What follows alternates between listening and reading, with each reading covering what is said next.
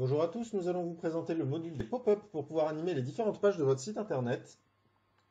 La gestion des pop-up, vous allez la retrouver dans Contenu d'animation, Icône pop-up. Et sur la première fois, vous allez arriver sur cette interface. Donc vous allez devoir commencer à créer une pop-up. Donc vous allez cliquer sur Ajouter un pop-up ici.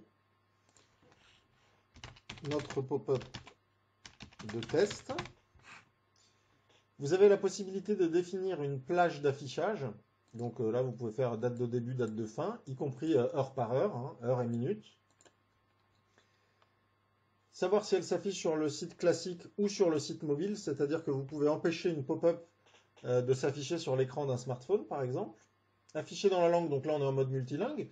Pour mes clients qui ont différentes langues, vous allez pouvoir choisir d'afficher une pop-up en français, en anglais, en chinois, en russe, peu importe.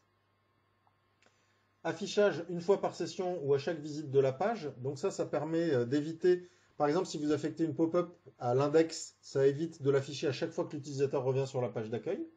Donc là, pour notre test, pour pouvoir faire les vérifications, on va mettre à chaque visite de la page. Contenu lié à, alors ça dépend en fait de votre site internet.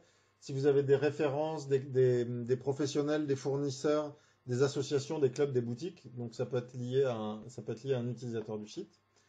Contenu HTML de votre pop-up. Donc là, vous allez voir qu'on peut mettre un peu de texte. Ici, un peu de contenu au format HTML. Donc là, dans l'éditeur, vous pouvez l'enrichir. Évidemment, il n'y a pas de problème. Ça va s'afficher en mode HTML. Vous allez pouvoir aller chercher votre image de pop-up. Donc, il arrive souvent qu'une pop-up, ce soit une image avec un montage, avec du texte dedans qui ressemble plus ou moins à une bannière publicitaire. Donc là, on va cliquer sur Ajouter un pop-up. Donc là, dans ma banque images, j'en ai plusieurs. On va prendre celle-ci, ça ira très bien.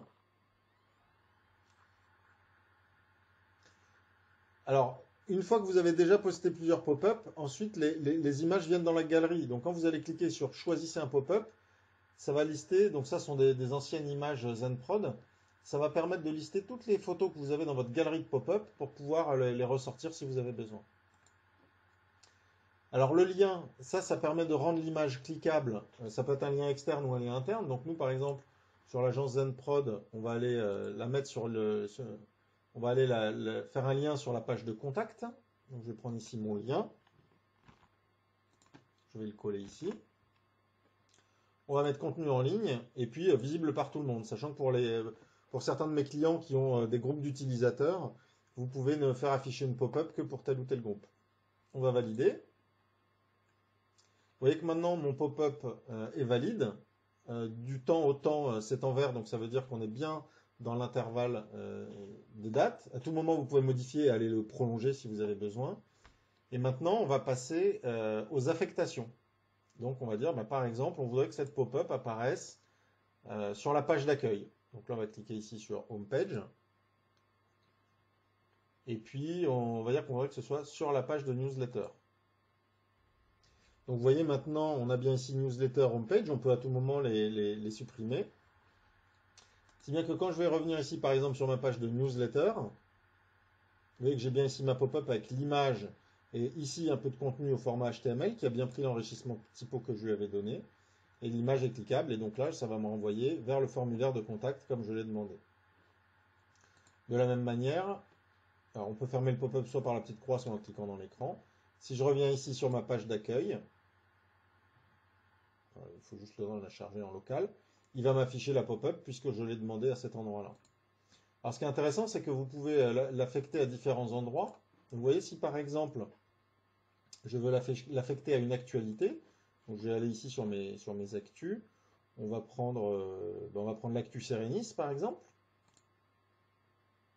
et on voudrait que la pop-up apparaisse sur cette page-là, si j'ai une actu client ou quelque chose comme ça.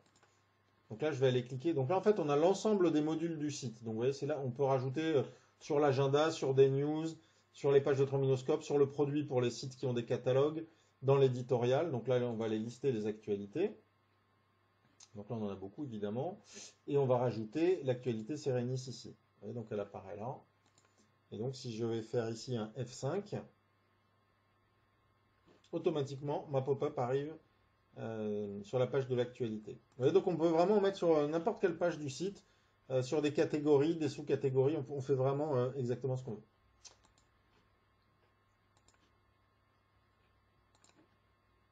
Voilà pour l'utilisation des pop-up. Si vous avez des questions, vous n'hésitez pas, vous pouvez me contacter, arnaud@zenprod.com ou 06 19 67 53 55, comme ça s'affiche au bas de cette vidéo.